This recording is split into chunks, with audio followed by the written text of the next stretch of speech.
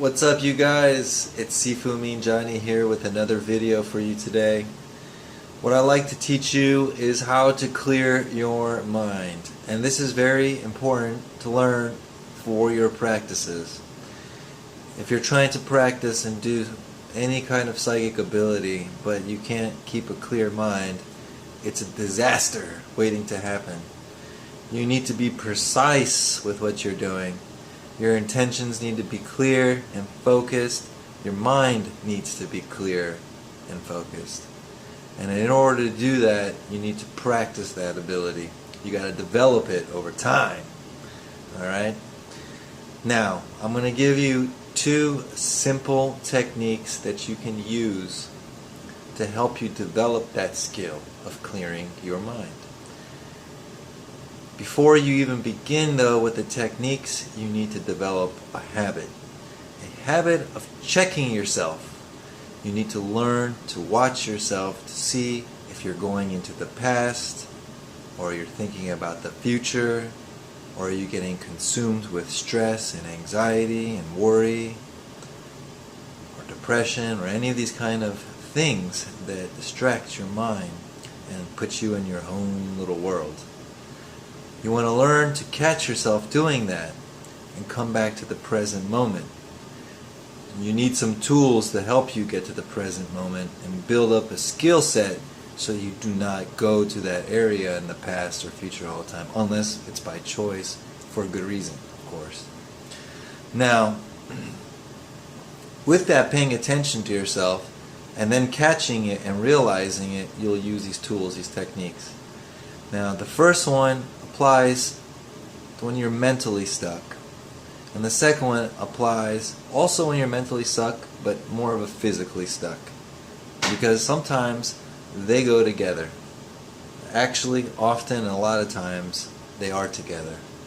Okay, but in general, you have to observe not just your mind but your emotions, the way you feel, your feelings, all that.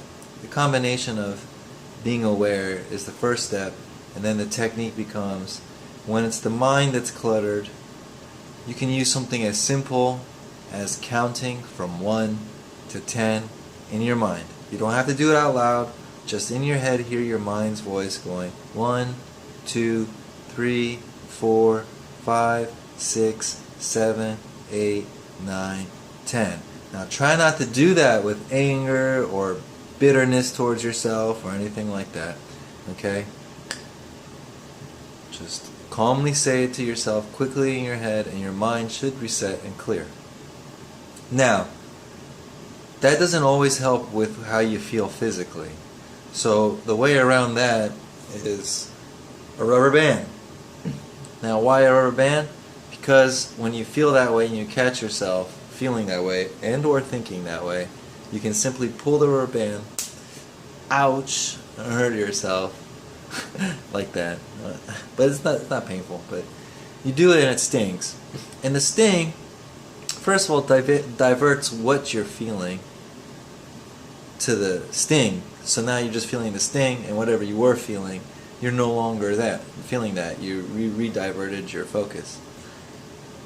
It also makes your mind clear too to pay attention to things. So both the body and the mind respond really well to that. And the cool thing about that is if you do that consistently, every time you catch yourself and you do that, and use the numbers, you'll get good results, because you bring a little pain, count the numbers, your mind and your body will be clear. You have a clear mind, clear body, so whatever work you do from there is good. And the cool thing about it is that it builds up the habit of telling your brain not to think and feel that way all the time. So if you constantly find yourself going to this dreamland or to the past or future, and you catch yourself and you snap like that, your brain's going to be like, that sucks. This is like associates the stinging with, that behavior. To avoid the stinging, the brain is going to stop making you behave that way, where you keep going to the past or future and dwelling in thoughts. Okay? So, again, learn to catch yourself. Use the numbers to count to clear your head. Use the rubber band to also reset and physically help you, also physically and mentally help you disconnect from that mental state that you get stuck in, the looping and the overthinking, okay? And don't do this while you practice. When you're trying to do practice, you do it throughout the day and build a habit, so when it comes time for you to do your practice, you're pretty good at already just being clear-headed the whole time. And again, that clarity is important for your accuracy of what you're trying to do. If you're trying to send a telepathic message, if you're trying to move an object, if you're trying to heal a person, if you're trying to attract or manifest something, you have to be accurate with your intention. And you can only be accurate with your intention when your mind is clear.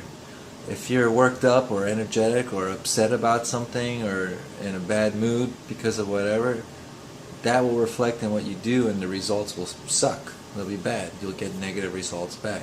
So you have to first learn to be clear-headed to get clear results. Remember, the magic happens in between the inner and outer worlds. Okay? We have to not only change our inner self, but also be realizing how the outer world is affecting us. And when you realize where those things are and where you land in the middle, that's your clarity, that's your zone, that's your focus, that's when you make things happen. Hope that helps. Namaste. You guys have a great day. Enjoy this video. Like, share, subscribe. Check the description below for all the cool stuff and good information I got for you. Nice websites. And yeah, thank you and take care. Sifu Mean Johnny out.